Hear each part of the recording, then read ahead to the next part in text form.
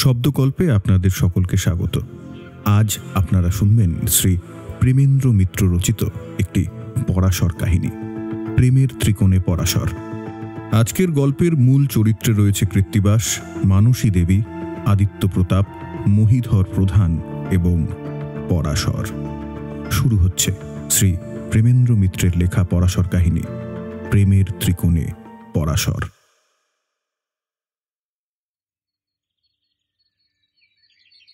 Calling বেলটা বেজে উঠতে আমি অবশ্য নিষ্কৃতি পেয়ে বাঁচলাম। সকালবেলা পরাশরের বাড়িতে যাওয়ার বিপদ যে কি তা আমার খুব ভালো করেই জানা। তবু অন্য একটা কাজে পাড়ায় আসবার পর পরাশরের সঙ্গে দেখা না করে যেতে আমার খারাপ লাগছিল। তারপর যথারীতি বেরিয়েছে তার সেই কবিতার খাতা। সুস্বাগতম। এসো এসো বন্ধু, ভেতরে এসো। তোমার আজকের সকালের আশাটা কিন্তু এক আশ্চর্য যোগাযোগ, কৃত্তিবাস। উৎসাহ ভরে বলেছে পরাশর। জানো, কাল রাত্রে কটা অদ্ভুত কবিতা লিখে ফেলেছি। কাকে শোনাবো তাই ভাবছি, আর এমন সময় দেখো তুমি এসে হাজির। যেন নিয়তি তোমাকে স্বয়ং আমার কাছে পাঠিয়ে দিয়েছে। আচ্ছা, এবারে সময় নষ্ট না করে তোমাকে কবিতাগুলো শোনানো যাক। তুমি কিন্তু বলবে যে কবিতাগুলো কেমন হয়েছে।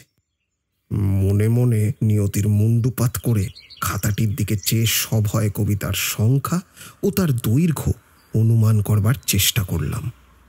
পরাশরের কবিতা পড়া কিন্তু আর হলো না। তীব্র স্বরে কলিং বেলটা বেজে উঠল।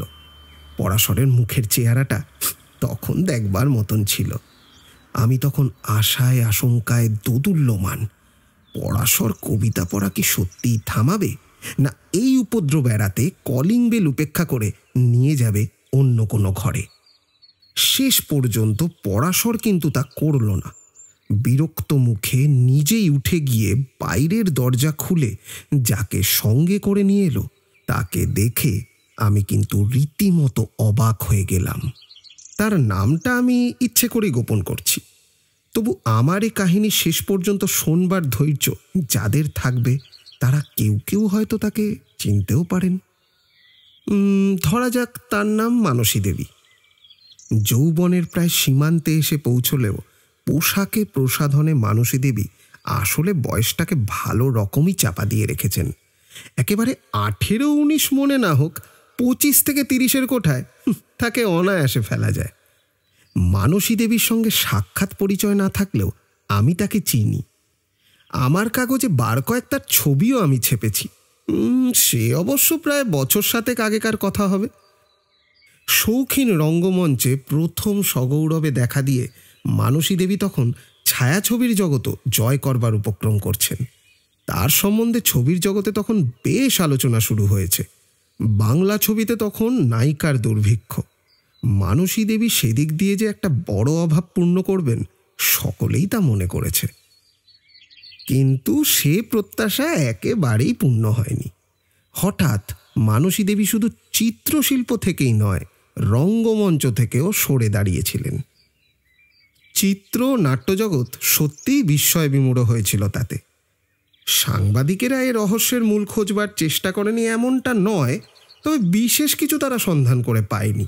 শুধু একটা গুজব শোনা গিয়েছিল যে শাঁসালো কোনো মক্কেলকে পাকড়াও করেই নাকি মানসী দেবী পর্দা ও মঞ্চ ছেড়ে সংসারী হতে চলেছেন। সে গুজবও কিন্তু সত্য বলে প্রমাণিত হয়নি। ফলে আর যাই হোক, সেন দৃষ্টি সাংবাদিকদের কাছে এরকম একটা রসালো খবর গোপন থাকতো না। তবে মানসী দেবীর হৃদয় ঘটিত ব্যাপারের ওপর একটু আলোকপাত তখন হয়েছিল। তার পানি প্রার্থী যে একজন নয়, দুজন, এই খবরটি জানা গিয়েছিল তখন। দুজনেই যাকে বলে ঐশ্বর্যের চূড়ায় আসীন। শুধু একজনের সম্পদ শিল্প ব্যবসায় সোপার্জিত, আর অন্যজনের পৈতৃক উত্তরাধিকারে পাওয়া। মানসী দেবী সম্বন্ধে সাধারণের কৌতূহল যথারীতি বেশি দিন স্থায়ী হয়নি। চিত্রাকাশে তখন নতুন তারকার উদয় হয়েছে। মানসী দেবী তাতে ম্লান হয়ে একদিন পুরনো কাগজের ফাইলের মধ্যেই অস্তমিত হয়ে গেছেন। সেই মানসী দেবীকে এতদিন বাদে হঠাৎ সকালে পরাশরের ঘরে দেখে অবাক হওয়াটা নিশ্চয়ই স্বাভাবিক। উনি মহিলা বলে দরজা থেকে ফিরিয়ে না দিলেও পরাশর তার অপ্রসন্নতাটা গোপন করল না। মানসী দেবীকে ঘরে এনে বসাবার পর আমি উঠে দাঁড়ালাম। মানসী দেবী নিশ্চয়ই কোনো গুরুতর বিষয়ে পরাশরের কাছে পরামর্শ নিতে এসেছেন। আমার এখানে থাকাটা তিনি পছন্দ নাও করতে পারেন। আমায় উঠতে দেখে পরাশর কিন্তু বেশ একটু রুক্ষ স্বরেই বলল, এ কি, তুমি উঠছো কেন? বসো। কিন্তু আমার কথাটা যে একটু গোপনীয় পরাশরবাবু। মানসী দেবী আমার দিকে একবার ভ্রুকুটি ভরে চেয়ে বললেন কথাটা। হ্যাঁ, কিন্তু প্রকাশ্য বা গোপনীয় যাই হোক, আজ তো আপনার কথা আমি শুনতে পারবো না।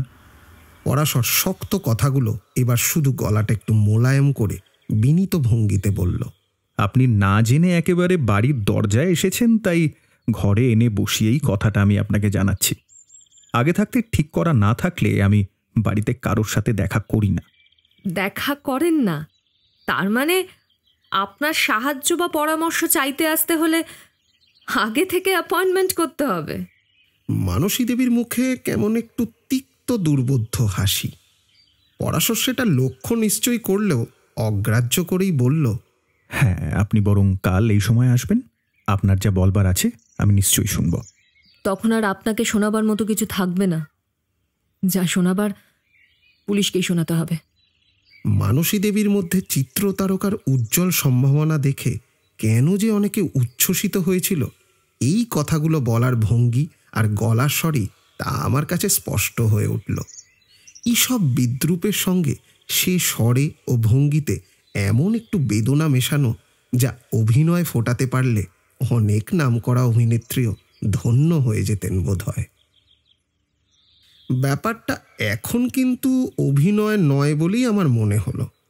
পরাশরেরও ধারণা সেই রকমই হয়ে থাকবে নিশ্চয়ই, কারণ একটু চুপ করে থেকে এই প্রথম যেন মানসী দেবীকে ভালো করে একটু লক্ষ্য করে সে আগেকার রুক্ষ স্বর পাল্টে সম্পূর্ণ ভিন্ন সুরে জিজ্ঞাসা করল, আপনি যা আশঙ্কা করছেন তা আজকের মধ্যেই ঘটবে বলে আপনার বিশ্বাস?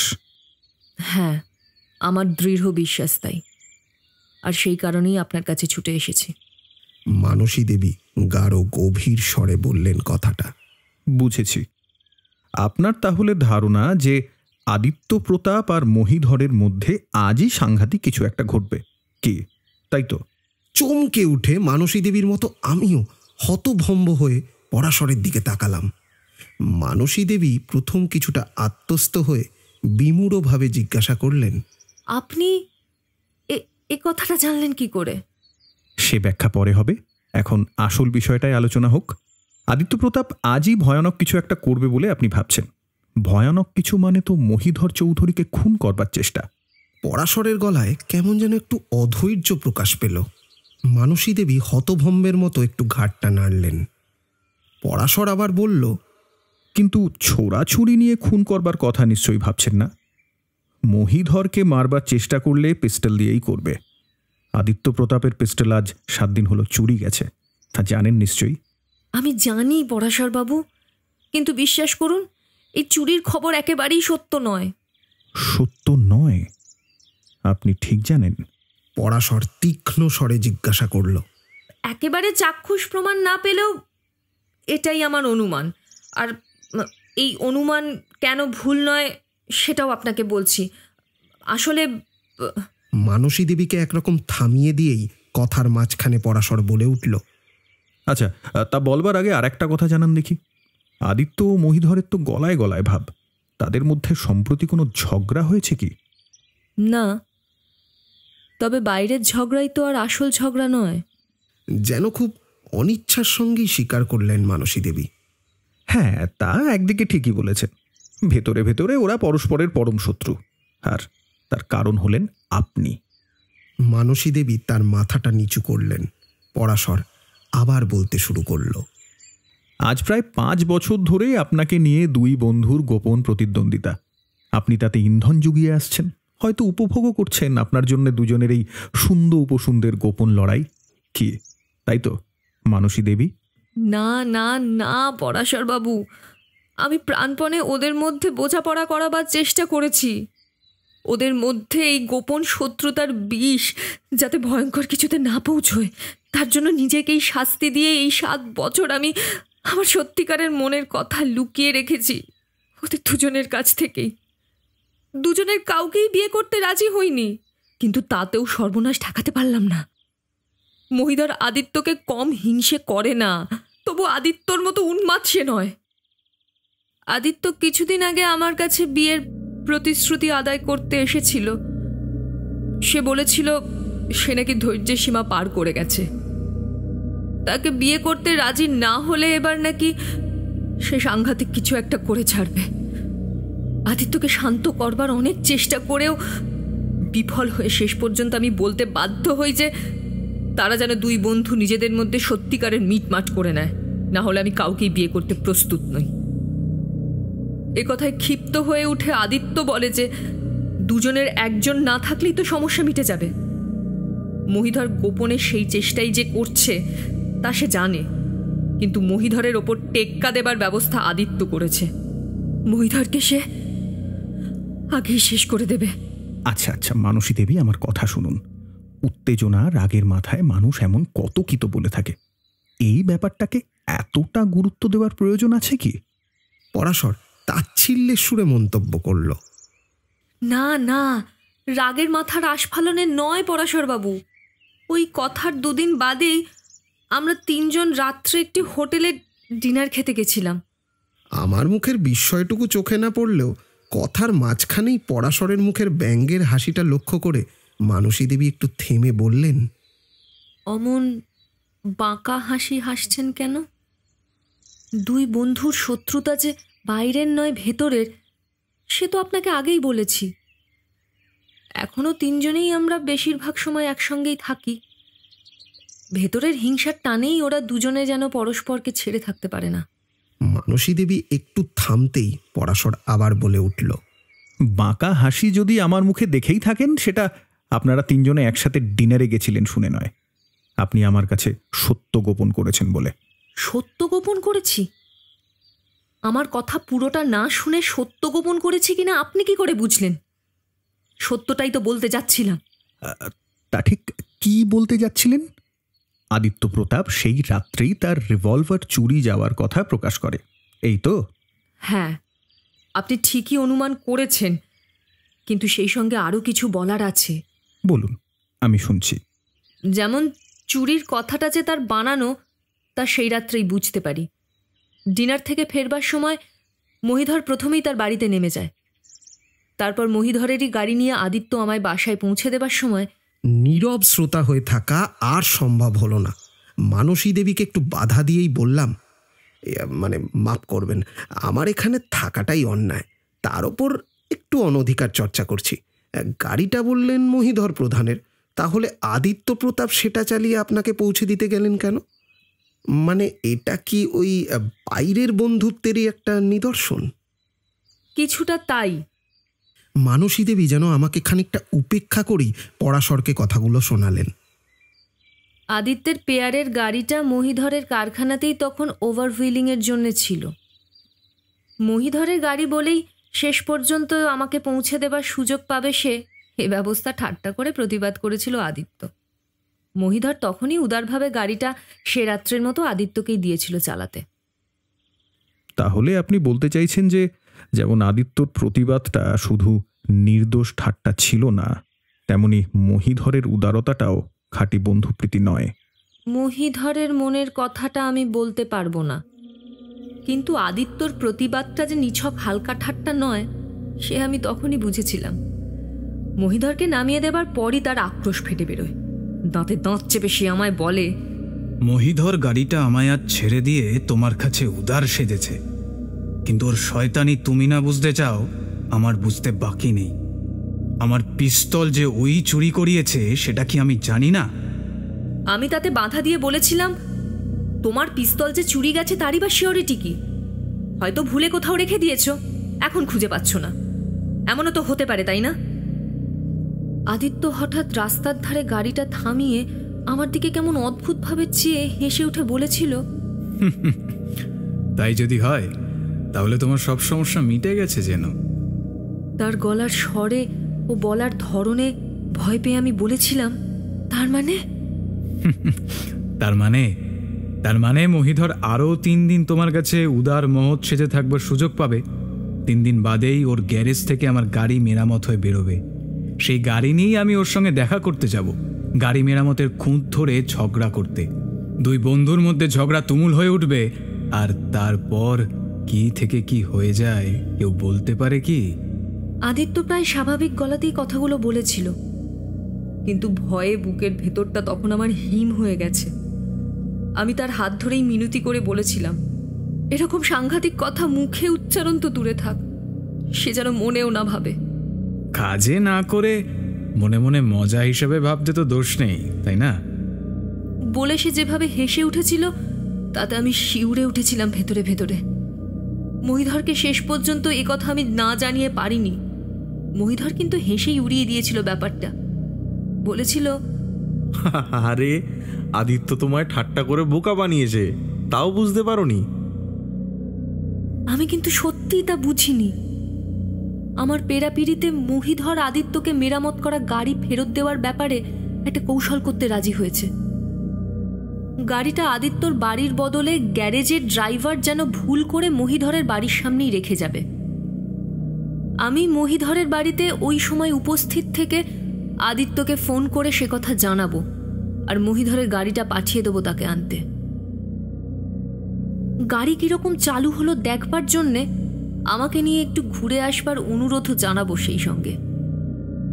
সত্যি যদি তার মনের ভেতরে কোনো ভয়ঙ্কর মতলব তখনও থাকে, তাহলে এই ব্যবস্থায় হয়তো তা কেটে যেতে পারে মনে করেছি।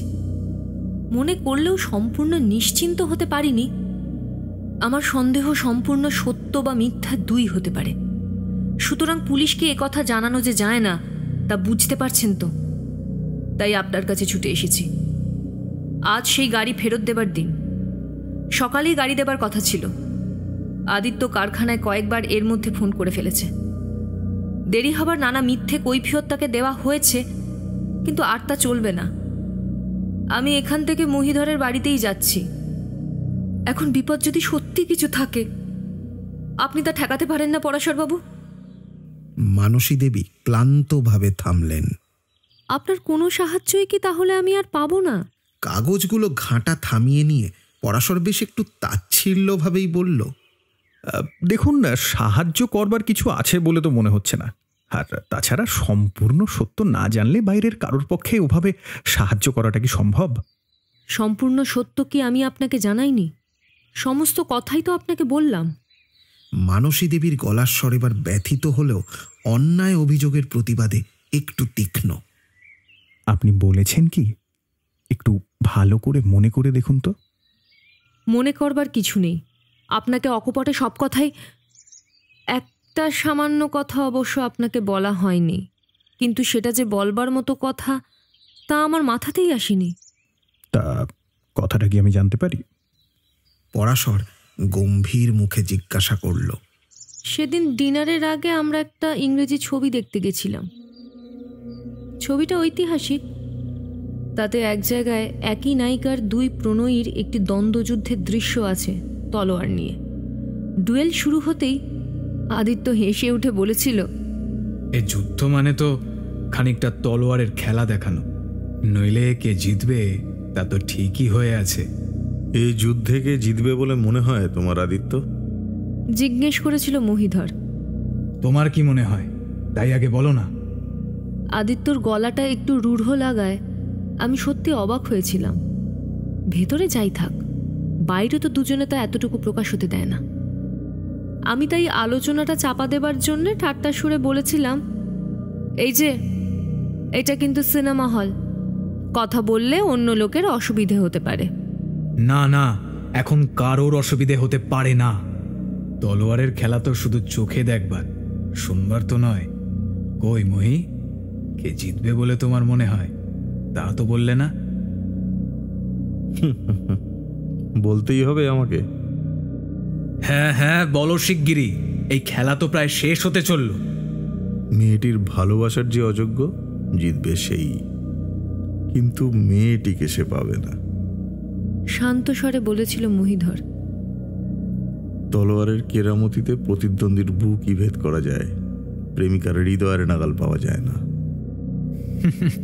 তুমি তো তোমার মনের মতো ধারণা করে তুলেছ মহি। হেসে উঠে বলেছিল আদিত্য। ছবিতে তলোয়ারের খেলা শেষ হয়েছিল সেই মুহূর্তেই। মহিধরের অনুমান অবশ্য ঠিক হয়নি, প্রেমের যে অযোগ্য সেই হেরেছে। তবে হঠাৎ সিনেমা সুলভ মহৎ আত্মত্যাগের পরাকাষ্ঠা দেখিয়ে স্বেচ্ছায় খেলায় ভুল করে এরপর আর কোনো কথা এ বিষয়ে হয়নি। সিনেমা থেকে আমরা হোটেলে গেছি ডিনার খেতে। মানসী দেবীর কথা শেষ হবার পর পরাশর একটু চুপ করে থেকে বলল, আচ্ছা, বুঝলাম। আচ্ছা মানসী দেবী, এই মুহূর্তে ঠিক আপনাকে জিজ্ঞেস করার মতো আমার আর কিছু নেই। আপনি চাইলে এখন যেতে পারেন। যাচ্ছি, কিন্তু আপনার সাহায্য পাবো কিনা তা তো জানা হলো না।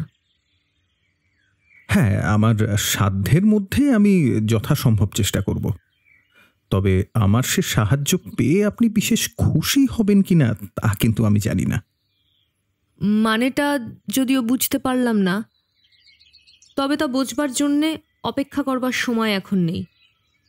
আপনি যেটুকু আশ্বাস দিলেন তার জন্যই ধন্যবাদ দিয়ে আমি মহিধরের কাছে এখনই যাচ্ছি। মানসী দেবী দরজার দিকে পা বাড়াতেই পরাশর তাকে থামিয়ে বলল, মানসী দেবী, একটু দাঁড়ান। যাওয়ার আগে একটা প্রশ্নের জবাব দিয়ে যান। স্টেজে ও সিনেমা থেকে বিদায় নেবার সময় কার সঙ্গে আপনার বিয়ের কথা ঠিক হয়েছিল? মহিধর প্রধানের? হ্যাঁ। প্রায় অস্ফুট স্বরে বললেন মানসী দেবী। তখনও আদিত্যর সঙ্গে আমার পরিচয় হয়নি। মহিধরের বন্ধু হিসেবেই আদিত্যর সঙ্গে আমার আলাপ। মানসী দেবী আরও কিছু হয়তো বলতেন, কিন্তু আচ্ছা, নমস্কার বলে পরাশর তাকে যেন একটু অধৈর্যের সঙ্গেই বিদায় দিয়ে দিল। পরাশর দরজা পর্যন্ত তাকে এগিয়ে দিয়ে ফিরে আসবার পর আমি আর নিজেকে সংবরণ করতে পারলাম না। বললাম, আরে এ যে রীতিমতো নাটকীয় ব্যাপার হে। মানসী দেবী মঞ্চে বা পর্দাতেও এরকম নাটকে নেমেছেন কিনা সন্দেহ আছে। তোমার কি তাই মনে হচ্ছে? পরাশর যেন এড়িয়ে যেতে চাইল প্রসঙ্গটা, কিন্তু আমি একেবারে নাছোড় বান্দা। বললাম, বলছি ব্যাপারটা কি, একটু খুলে বলো তো আমাকে। আরে এতে বলবার কি আছে? যা শুনবার সবই তো শুনলে। তাছাড়া মানসী দেবীর অনেক ইতিহাস, কাগজওয়ালা হিসেবে তোমার তো আমার চেয়ে অনেক বেশি জানবার কথা কৃত্তিবাস। আহা, জানবার তো কথা, কিন্তু কিছুই তো জানতাম না দেখছি। কোনো ধনকুবেরকে বিয়ে করে সংসারী হবেন বলে মানসী দেবী স্টেজ বা সিনেমা ছেড়ে দিচ্ছেন, এইটুকুই জেনেছিলাম। তুমি তো দেখলাম তার চেয়ে অনেক বেশি জরুরি টাটকা খবর রাখো। এ কেমন করে জানলে, একটু যদি বলো আমাকে, তাহলেই ওই আর কি। না শুনে যখন সত্যিই ছাড়বে না, তখন একটু অপেক্ষা করো, আমি কাগজগুলো দেখে নিই। সময় কিন্তু সত্যিই বড় কম কৃত্তিবাস। পরাশর আবার সেই পুরনো কাগজের তারা ঘাঁটতে শুরু করলো। কিছুক্ষণ বাদে আমি আর না বলে পারলাম না, আরে তুমি সময় তো কম বলছো, তাহলে এখন পুরনো কাগজ ঘাটার কি দরকার আছে বলো তো? এ দুনিয়ায় পুরনো বলে কিছুই নেই হে। যা পুরনো তাই আবার নতুন হয়ে দেখা দিচ্ছে। পরাশর যা খুঁজছিল তাই পেয়েই বোধহয় কাগজটা নিয়ে টেলিফোনের দিকে যেতে যেতে দার্শনিক মন্তব্যটা করেই ফেলল। ফোনটা তুলে ডায়াল করে পরাশর কাকে ডাকলো বুঝতে পারলাম না। ওদিক থেকে সাড়া আসতেই নাম ধরে কাউকে সম্বোধন না করেই সে যা বলল তা একটু অদ্ভুত। বলল, হ্যালো, হ্যাঁ আমি পরাশর বর্মা বলছি। আচ্ছা শুনুন, বাড়িতে পুরনো খবরের কাগজ রাখেন না ফেলে দেন? ওদিকের জবাবের উত্তরে আবার বলল, বেশ, ভেরি গুড।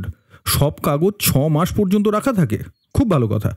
তাহলে 16ই মার্চ তারিখের ইংরেজি কাগজগুলো বার করে দেখুন। না না, বেশি খুঁজতে হবে না। একটা ইংরেজি কাগজের একেবারে প্রথম পাতার বাঁ দিকের তলাতে একটা খবর পাবেন। খবরটা পেলেন কি না এবং খবরটা পড়ে কি বুঝলেন, যত তাড়াতাড়ি পারেন আমাকে জানান। হ্যাঁ, যত তাড়াতাড়ি পারেন আমাকে জানান। এখন যান তাড়াতাড়ি আর খোঁজ করুন। ফোনটা নামিয়ে রেখে বেশ একটু খুশি মুখেই পরাশর এবার আমার কাছে এসে বসে বলল, আচ্ছা এবার বলো, কি শুনতে চাও? পরাশরের হেয়ালি করার ধরনে মনটা তখন আমার রীতিমতো খিঁচড়ে আছে। একটু ক্ষোভের সঙ্গেই বললাম, আরে আমি শুনতে তো অনেক কিছুই চাই, কিন্তু তুমি তো খোলসা করে কিছুই বলবে না ভাই। সুতরাং যেটুকু কৃপা করে বলতে চাও তাই শুনি আর কি। আরে আরে, রাগ করছো কেন? সবই তো বলেছি। পরাশর হেসে উঠে বলল, তবে জানো তো, সত্যি বলবার বিশেষ কিছুই নেই। মানসী দেবীর শেষ যে ছবিতে নাবে তার পেছনে টাকা ছিল আদিত্য প্রতাপ চৌধুরীর। আদিত্য প্রতাপ বনেদি বড় ঘরের ছেলে, এককালে প্রায় রাজত্ব বলা যায় এমন জমিদারি ছিল। তবে জমিদারি গেলেও ঐশ্বর্য কমবার বদলে বরং বহু গুণ বেড়েছে। এদেশের বড় বড় বহু শিল্প প্রতিষ্ঠানে আর ব্যবসায়ী কোম্পানিতে আদিত্যর শেয়ারের পরিমাণ প্রচুর। তার উপরে শুধু কলকাতা নয়, দিল্লি, বোম্বাই, কানপুরে তার প্রাসাদ গোছের সব বাড়ির যা আয় তা কেউ জানে না। আদিত্য শৌখিন, শিক্ষিত, এ যুগের ছেলে। পয়সাকে অবজ্ঞাও করে না, আবার মেতেও থাকে না শুধু তার নেশায়। বিচক্ষণের মতো সে সব কিছুর ওপরে শুধু নজর রাখে, কিন্তু নিজে একটু দূরে সরে থাকে। সিনেমার ছবিতে সে টাকা লাগিয়েছিল, কিন্তু নিজে ছিল নেপথ্যে। তার হয়ে সামনে দেখাশোনা যা করবার করেছে ওই মহিধর প্রধান। মহিধর আদিত্যর বহুকালের বন্ধু, কিন্তু সে সম্পূর্ণ আলাদা জাতের মানুষ। সে প্রায় কপর্দক শূন্য হয়ে জীবন আরম্ভ করেছে। বড় বংশের কি পৈতৃক উত্তরাধিকারের সুবিধা সে পায়নি। নিজের চেষ্টায় ছোট থেকে বড় হতে হতে সে একজন নাম করবার মতো শিল্পপতি হয়ে উঠেছে যৌবন পার করবার আগেই। দুই বন্ধু প্রায় অভিন্ন হৃদয় বলেই সবাই জানে। মহিধরের গোড়ার দিকের কাজ কারবারে আদিত্যর পৃষ্ঠপোষকতাও কিছুটা ছিল। পয়সায় প্রতিপত্তিতে দুজনেই এখন প্রায় সমান সমান। আর একটা দিকে মিল আছে, সেটা হচ্ছে দুজনেই অকৃতদার। মহিধর ওই ছবির ব্যাপারেই মানসী দেবীর সংস্পর্শে এসে তার প্রেমে পড়ে। তারপর একদিন মানসী দেবীকেও বোধহয় অবাক করে দিয়ে সে বিয়ের প্রস্তাব করে বসে। মানসী দেবীর মত পাওয়ার পর বন্ধু আদিত্যকে মহিধর সমস্ত কথা জানায় ও তার সাথে মানসী দেবীর পরিচয় করিয়ে দেয়। তারপর এবং ধরতে পারো তারপর থেকেই এই গণ্ডগোলের সূত্রপাত। আদিত্য যাকে বলে প্রথম দর্শনেই প্রেম, আর সে প্রেম একেবারে বাঁধ ভাঙা বন্যা। মানসী দেবীর মনের কথা তিনিই জানেন, কিন্তু ব্যাপার এইরকম সঙ্গীন হবার পর সত্যিই একদিন ধরে দুজনের কাউকেই তিনি বরণ করতে রাজি হননি। ধৈর্য ধরে অপেক্ষা করলে দুই বন্ধুর মধ্যে একটা বোঝাপড়া হবে হয়তো আশা করেছিলেন, কিন্তু তা হয়নি। আর তার বদলে আজ একটা, ধরে নিতে পারো, বিস্ফোরণ হতে চলেছে। আজ সত্যি একটা কিছু ঘটবে বলে তুমি মনে করো? আমি জিজ্ঞাসা করলাম, তাহলে গোড়ায় মানসী দেবীকে সাহায্য করতে তুমি রাজি হচ্ছিলে না কেন? ধরে নিতে পারো সাহায্য যার সব থেকে দরকার তাকেই করব বলে। পরাশরের আবার সেই হেয়ালি। এ হেয়ালি আপাতত অগ্রাহ্য করেই জিজ্ঞাসা করলাম, কিন্তু তুমি ওদের তিনজনের এত কথা, মানে এই আদিত্যর পিস্তল চুরি যাবার খবর, সেটাও জানলে কি করে গো? পরাশর উত্তর দেবার আগেই ফোনটা বেজে উঠল।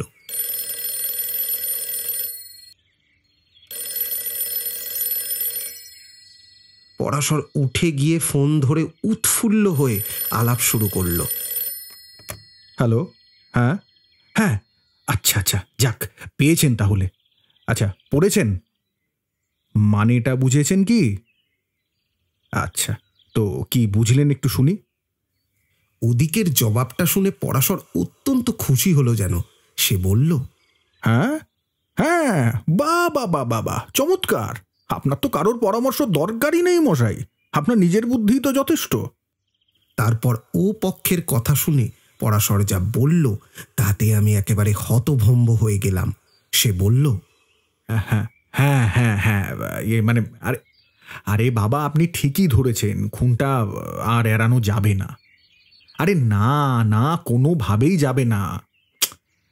আরে মশাই, বললাম তো, তারপর যা যা সামলাবার এই শর্মাই সামলাবে। আপনি কিচ্ছু চিন্তা করবেন না, আপনাকে যতটুকু বললাম আপনি ততটুকু শুনুন, ঠিক আছে? আচ্ছা, ছাড়ছি। পরাশর ফোনটা নামিয়ে রাখতেই বিমূঢ়ভাবে যা বলতে যাচ্ছিলাম তার বলা হলো না। আঙুল তুলে আমায় থামিয়ে দিয়ে পরাশর আরেকটা নাম্বার ডায়াল করল।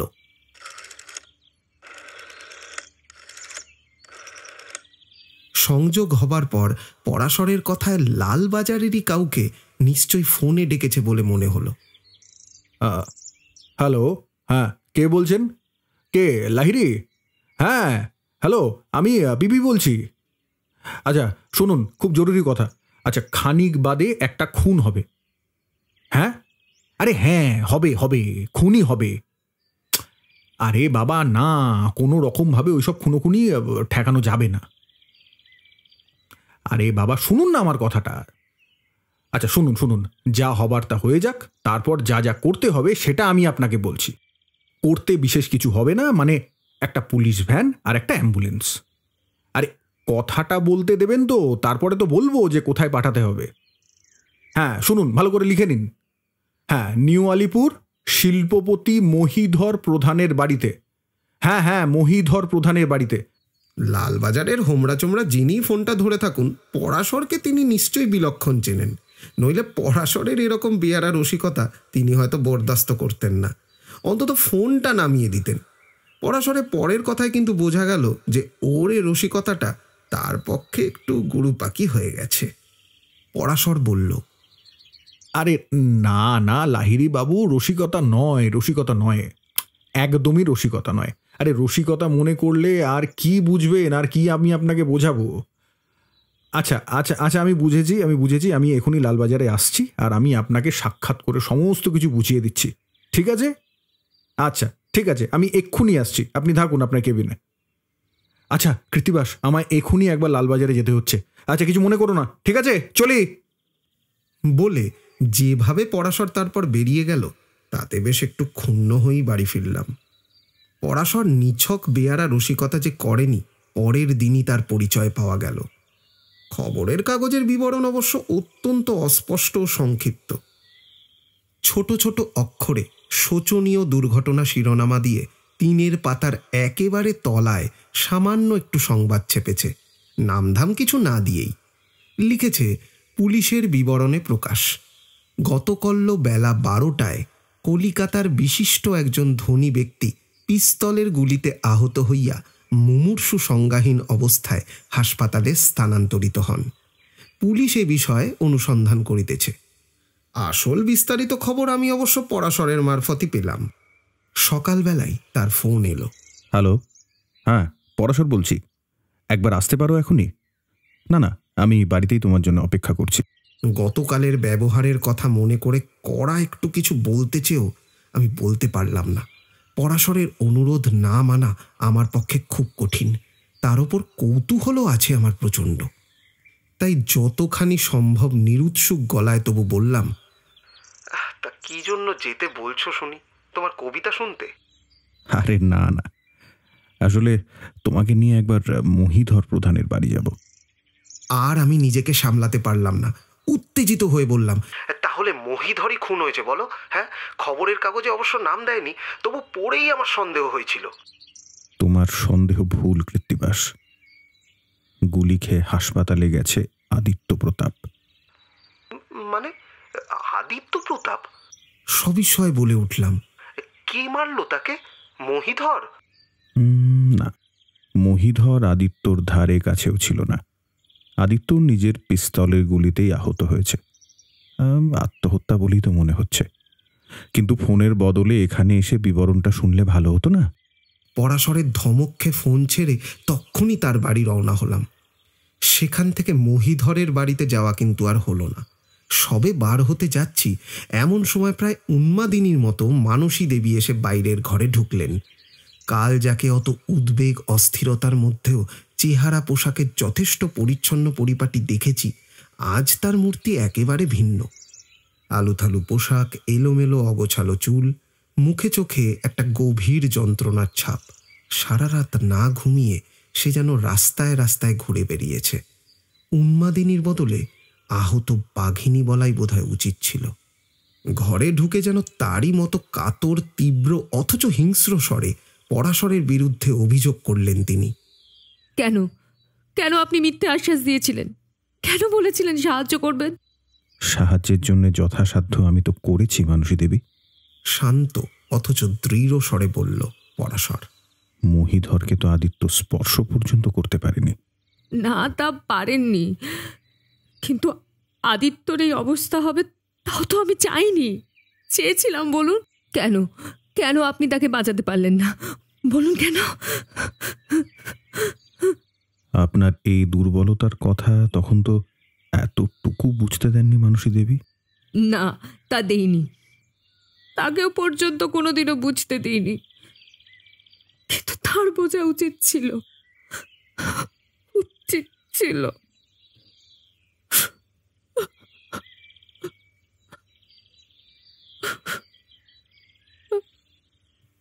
মানসী দেবী একেবারে ভেঙে পড়লেন।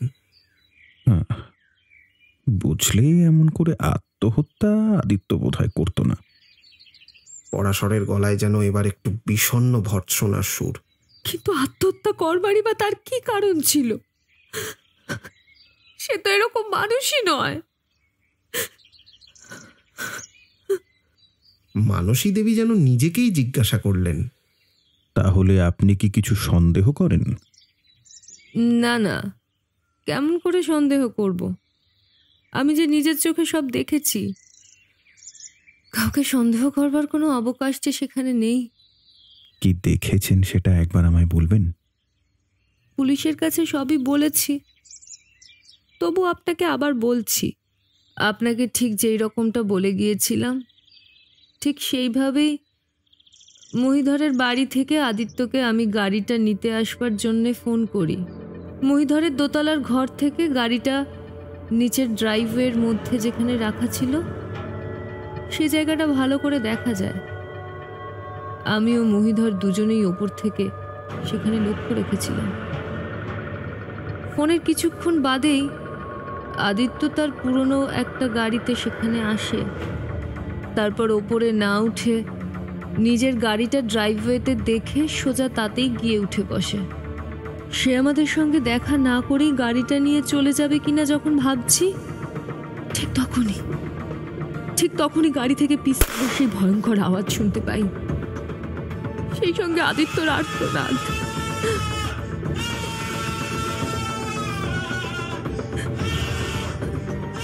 মানসী দেবী রুদ্ধস্বরে ধীরে ধীরে বললেন। বলতে বলতে কান্নায় মানসী দেবীর গলা একেবারে রুদ্ধ হয়ে গেল। পরাশর একটু অপেক্ষা করে একটু দ্বিধা ভরেই যেন জিজ্ঞাসা করল, মহিধর তখন কোথায়? সে আমারই পাশে দাঁড়িয়েছিল। নিজেকে কিছুটা সামলে নিয়ে বললেন মানসী দেবী। পিস্তলের শব্দ শুনেই সে ছুটে নিচে চলে যায়। আমিও তার পিছন পিছন যাই।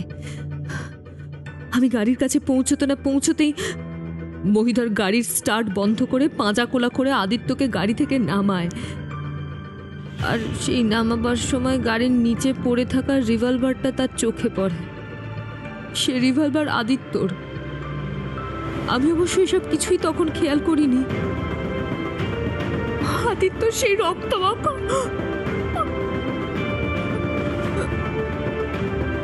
মানসী দেবী একেবারে থেমে গেলেন। পরাশর শান্ত ও স্নিগ্ধ স্বরে বলল, আদিত্যর সেই অবস্থা দেখে আপনি বোধহয় বিহ্বল হয়ে গেছিলেন, আর সেটা কিছুমাত্র অস্বাভাবিক নয়। মানসী দেবী একটু চুপ করে থেকে আবার মৃদু কণ্ঠে বললেন, হ্যাঁ, আমি বোধহয় লনটার ওপরেই বসে পড়ে একটু বেহুশ হয়ে গিয়েছিলাম। হুঁশ যখন হলো তখন বহু লোক সেখানে জড়ো হয়েছে। তার মধ্যে পুলিশ আর অ্যাম্বুলেন্সের লোক কখন এসেছে আমি জানি না। তারা আদিত্যকে অ্যাম্বুলেন্সে উঠিয়ে নিয়ে চলে গেল। আমি সঙ্গে যেতে চাইলাম, কিন্তু দিল না। শুনছি নার্সিংহোমে যে কোনো মুহূর্তে তার শেষ নিঃশ্বাস পড়তে পারে।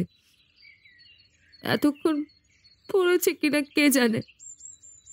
তার সঙ্গে কাউকে দেখা করতে দিচ্ছে না। আমার সঙ্গে শেষ দেখা তার আর হলো না।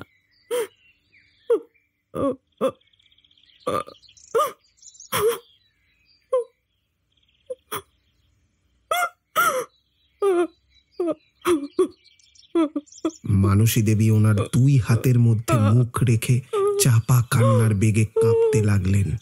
কিছুক্ষণ তাকে সেইভাবে থাকতে দিয়ে পরাশর গাঢ় শান্ত স্বরে বলল, তার সঙ্গে শেষ দেখা আমি হয়তো করিয়ে দিতে পারি, কিন্তু আপনি সে দৃশ্য সহ্য করতে পারবেন কি? হ্যাঁ, পারবো। আমি আমি ঠিক পারবো। আর আবার সহ্য করতে পারাটাই কি সব? আমার কটা কথা তাকে শুধু বলতে চাই। বিন্দুমাত্র চৈতন্য যদি তার থাকে, তাহলে আমার শেষ কটা কথা তাকে শুনতে হবে। সে শুনে যাক।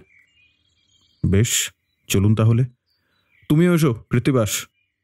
বলে উঠে দাঁড়িয়ে পরাশর টেবিলের ড্রয়ার টেনে যা বার করে হাতে নিল, সেটা গতকালের পুরনো সেই কাগজটা বলেই মনে হলো। কোনো নার্সিং হোমে কিন্তু নয়। পরাশর প্রথমেই আমাদের যেখানে নিয়ে গেল সেটা মহিধর প্রধানের বাড়ি। মানসী দেবী বিস্মিত হয়ে অনুযোগ জানালেন। এখানে কেন নিয়ে এলেন মিস্টার বর্মা? মহিধরকেও শেষ দেখা করবার সুযোগ দেওয়া উচিত নয় কি? আপনার মতো না হোক, বন্ধুর এই পরিণামে সেও নিশ্চয়ই মস্ত বড় আঘাত পেয়েছে। দেখা হওয়ার পর পরাশরের কথা অক্ষরে অক্ষরে সত্য বলে মনে হলো আমার। মহিধরকে আগে আমি কখনো দেখিনি, কিন্তু যে চেহারা তার দেখলাম তা যেন ঝড়ে ছিন্ন ভিন্ন হয়ে ভেঙে পড়া একটা বিশাল গাছের। তার দোতলার বসবার ঘরেই আমাদের ডাকিয়ে মহিধর যেরকম ক্লান্ত উদাসীনভাবে কথা বলল, তাতে মনে হলো মৌখিক ভদ্রতাটুকু রাখাই তার পক্ষে খুব কঠিন হচ্ছে। ঘরে এসে ঢোকার পর থেকে একবারও মানসী দেবীর দিকে সে যে তাকায়নি তা লক্ষ্য করেছি। পরাশর নিজের ও আমার পরিচয় দেবার পর মহিধর ক্লান্ত স্বরে বলল, আপনারা কেন এসেছেন জানি না, কিন্তু বেশিক্ষণ সময় আপনাদের দিতে পারবো না। খানিক বাদেই আমি কলকাতা ছেড়ে চলে যাচ্ছি। সে কি, আপনি চলে যাচ্ছেন? আর কোথায় যাচ্ছেন? কতদিনের জন্যে? আমি জানি না। কিন্তু আদিত্য প্রতাপকে একবার শেষ দেখা দেখে যাবেন না? আমরা আপনাকে সেই জন্যেই তো নিতে এসেছি। আপনারা সেই জন্যে এসেছেন? কিন্তু সে তো এখন সব দেখাশোনার বাইরে। কাউকে তার সঙ্গে দেখাও করতে দিচ্ছে না শুনলাম। হ্যাঁ, সেটা জানি। তবু তার সাথে দেখা করবার ব্যবস্থা আমি করে দিতে পারি। যদি চান তো চলুন আমাদের সঙ্গে। মহিধর পরাশরের মুখের দিকে চেয়ে বেশ কিছুক্ষণ চুপ করে রইল। তারপর হঠাৎ যেন মনস্থির করে ফেলে বলল, না, আমি শেষ দেখা করতে চাই না। তাহলে আর আপনার সময় আমরা নষ্ট করব না। পরাশর উঠে দাঁড়ালো, সেই সঙ্গে আমরাও।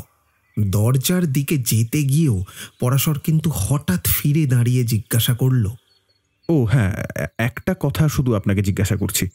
যেখানে আদিত্যর গাড়িটা ছিল তার কাছে খোঁজ করতে গিয়ে পুলিশ একটা লম্বা তার পেয়েছে। সেটা কি আপনি গাড়ির ভেতরে দেখেছিলেন? মহিধর একটু বিরক্তির সঙ্গেই বলল, যদি দেখেও থাকি, আদিত্যকে ওই অবস্থায় দেখবার পর সেটা কি মনে থাকবার কথা? হ্যাঁ হ্যাঁ, তা বটে, তা বটে। কিন্তু এইটে আপনি একদিন দেখেছেন কিনা আশা করি মনে করতে পারবেন। পরাশর এগিয়ে গিয়ে সেই পুরনো খবরের কাগজটাই মহিধরের সামনে মেলে ধরল। কয়েক মুহূর্তের মধ্যে মহিধরের অত পরিবর্তন হবে আমি তা ভাবতে পারিনি। কাগজটার ওপর চোখ বুলোবার পরই সমস্ত মুখ যেন তার হিংস্র জ্বলন্ত হয়ে উঠল। তারপর ধীরে ধীরে একটা উদাস অবসাদ নেমে এলো সেখানে। ক্লান্ত ক্ষোভের স্বরে মহিধর বলল, তারের কথা জিজ্ঞেস করে আরে কাগজ দেখিয়ে আপনি যদি এই কথাই বলতে চান যে আদিত্যর মৃত্যুর জন্য আমি দায়ী, তাহলে সে কথা আমি স্বীকার করছি পরাশরবাবু। সত্যি সত্যি আমি তাকে মেরেছি। দিনের পর দিন হিংসায় ঈর্ষায় জ্বলে জ্বলে আমি পাগল হয়ে গেছিলাম। মানসী সত্যি করেই আদিত্যকে ভালোবাসে। যেদিন থেকে স্পষ্ট করে বুঝেছি, সেই দিন থেকে তাকে একেবারে সরিয়ে দেবার চিন্তা মনের ভেতর বারবার উঁকি দিয়েছে। ধীরে ধীরে সে চিন্তা যেন কুণ্ডলি খুলে বিস্ফোরণা তুলেছে। তারপর কাগজে এই খবরটা দেখবার পর মহিধর একটু চুপ করে থেকে ধীরে ধীরে আবার বলল, আমায় পুলিশের কাছে নিয়ে চলুন। সব কথাই আমি স্বীকার করব। বিচারে চরম দণ্ডই আমি চাই। আদিত্য এখন হয়তো আর নেই, তারের মৃত্যুর আঘাতে আমি বুঝেছি যে ওর বন্ধুত্বের দাম আমার কাছে কতখানি ছিল। মোহে আচ্ছন্ন হয়ে নিজেকেও আমি ভালো করে চিনিনি। আজ তাকে ফেরাতে পারলে নিজের হাতে ওদের মিলিয়ে দিয়ে আমি ওদের পাশে থাকাই জীবনের সবচেয়ে বড় আনন্দ বলে মনে করতাম। কিন্তু কিন্তু তা আর হবার নয়। চলুন চলুন, আমায় নিয়ে চলুন লালবাজারে, কিংবা তাদেরই ডাকুন এখানে। কিন্তু তাতে লাভের লাভ কিছু হবে কি? আপনি চরম শাস্তি পেলেও যা হওয়ার তা হয়ে গেছে, তাকে তো আর বদলানো যাবে না। তবু চরম শাস্তি আমি চাই। নিজের হাতেই প্রায়শ্চিত্ত করব বলে আমি চলে যাচ্ছিলাম, তার চেয়ে এই ভালো। দিনের পর দিন বিচারের যে চরম লাঞ্ছনা, যন্ত্রণা ও শাস্তি, তাও আমি ফাঁকি দিয়ে এড়াতে চাই না। পরাশরের মুখে যেন এবার একটু দুর্বোধ্য হাসি। তাহলে বলি মিস্টার প্রধান, শাস্তি যা পাওয়ার তা আপনি পেয়েছেন, আর তাতেই আপনার হৃদয়ের সমস্ত ময়লা গ্লানি ধুয়ে মুছে পবিত্র হয়ে গেছে। আর এই অবস্থাতেই তো আদিত্যর সঙ্গে দেখা হওয়াটা আপনার এখনই দরকার। আপনি ঠিকই বলেছেন। চলুন চলুন, তার কাছেই আগে যাই। যেতে হবে না। আদিত্য প্রতাপ নিজেই আপনাদের সঙ্গে দেখা করতে আসছেন। মহিধর ও মানসী দেবী দুজনেরই বিমূর কণ্ঠ প্রায় একই সঙ্গে শোনা গেল। হ্যাঁ, আপনি কি বললেন? আদিত্য আসছে? হ্যাঁ, আপনাদের জীবনের দুশ্ছেদ্য জট ছাড়াবার একটা সস্তা কৌশল আমিই করেছিলাম, আর আজ তার সফল হওয়ার তৃপ্তিটুকু নিয়ে যাচ্ছি। আচ্ছা, আসি তাহলে। নমস্কার। এসো কৃত্তিবাস। বলাই বাহুল্য যে পথে যেতে যেতে প্রশ্নবাণে পরাশরকে অস্থির করে তুললাম। সে প্রশ্নোত্তরের যথাযথ বিবরণ অতি দীর্ঘ। সংক্ষেপে তার মূল সারাংশটুকুই কেবল তাই জানাচ্ছি আপনাদের। আদিত্য প্রতাপ মহিধরের উন্মত্ত হিংসা লক্ষ্য করে সে যে সাংঘাতিক কিছু একটা করতে চলেছে, এই ভয়ে তার পিস্তল চুরি যাবার পরই পরাশরের সাহায্য চেয়েছিল। মহিধরের গ্যারেজেই আদিত্যর গাড়ি মেরামত হচ্ছে ও মানসী দেবী সরল বুদ্ধিতে তার নিতে আদিত্যকে আনানোর একটা ওই রকম ব্যবস্থা হয়েছে জেনেই পরাশরের কিছু কাল আগে পড়া একটা খবরের কথা মনে পড়ে যায়। পুরনো খবরের কাগজ ঘেঁটে খবরটা বার করে পড়ে তার কেমন দৃঢ় বিশ্বাস হয় মহিধর আদিত্যকে মারবার ওই ধরনের একটা ফন্দি করেছে। আদিত্যর পিস্তলটা সেই জন্যই সে আগে চুরি করেছিল। কাগজে আমেরিকার এই ধরনের একটি হত্যা কৌশলের খবর ছিল। গাড়ির ক্লাচের সঙ্গে তার দিয়ে একটি রিভলভার এমনভাবে স্টিয়ারিং হুইলের নিচে বাঁধা ছিল যে ক্লাচ টেপা মাত্র গুলি ছুটে চালক নিহত হয়। ঘটনাটাকে আত্মহত্যার চেহারা দেবার সুযোগও মহিধর করে নিয়েছিল। দূর থেকে গুলির আওয়াজের পর সেই প্রথম ছুটে যায় গাড়ির কাছে। সেখানে তারটা খুলে পিস্তলটা গাড়ির মধ্যে এবং তারটা বাইরে ফেলা কয়েক সেকেন্ডের ব্যাপার মাত্র। পরাশর কিন্তু কৌশলটা অনুমান করেই আগে থাকতেই আদিত্যকে তার যা করণীয় তা বলে দিয়েছিল। আদিত্য ক্লাচ না টিপে তারে বাঁধা পিস্তলটাই ঘুরিয়ে গাড়ির জানলা দিয়ে সশব্দে ছুড়ে দেয়। তারপর বুকে গুলি লেগেছে বোঝাবার জন্য ফুটো জামা থেকে নকল রক্তপাত দেখিয়ে মুমূর্ষুর অভিনয় করে। সে সময়ে মহিধরের খুঁটিয়ে কিছু দেখবার মতো অবস্থাও ছিল না। তাছাড়া পরাশরের গোপন ব্যবস্থায় পুলিশ আর অ্যাম্বুলেন্স এসে তক্ষুনি সব ভার নিয়ে আদিত্যকে এক নার্সিং হোমে এনে লুকিয়ে রাখে। এক বন্ধু বড় পুলিশ কর্তার সাহায্যে পরাশর এই রকম ব্যবস্থাই করে রেখেছিল। মহিধরের সাময়িক উন্মত্ততা এইভাবে সারিয়ে জটিল এক ত্রিকোণ প্রেমের সমস্যার এমন মধুর সমাধান যে সে করতে পেরেছে, এইখানেই পরাশরের বাহাদুরি।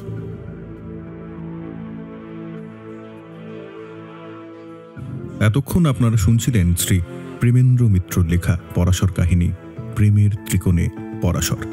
আজকের সমগ্র গল্পপাঠ এবং কৃত্তিবাসের চরিত্রে অভিষেক, মানসী দেবী রচনা, আদিত্য প্রতাপ সৌরভ, মহিধর প্রধান দীপঙ্কর, গল্প উপস্থাপনা এবং পরাশরের ভূমিকায় তন্ময়, ধ্বনি সংযোজনা এবং পোস্টার ডিজাইনিং ইরাবান।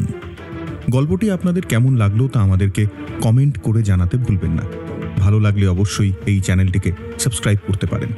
তার সাথে বেল আইকনটি ক্লিক করতে ভুলবেন না, যাতে আমাদের চ্যানেলের পরবর্তী কাজের নোটিফিকেশন আপনার কাছে সবার আগে পৌঁছে যায়। খুব শিগগিরই নতুন গল্প নিয়ে আবার ফিরে আসবো আমরা। ততক্ষণ সঙ্গে থাকুন, শুনতে থাকুন শব্দগল্প।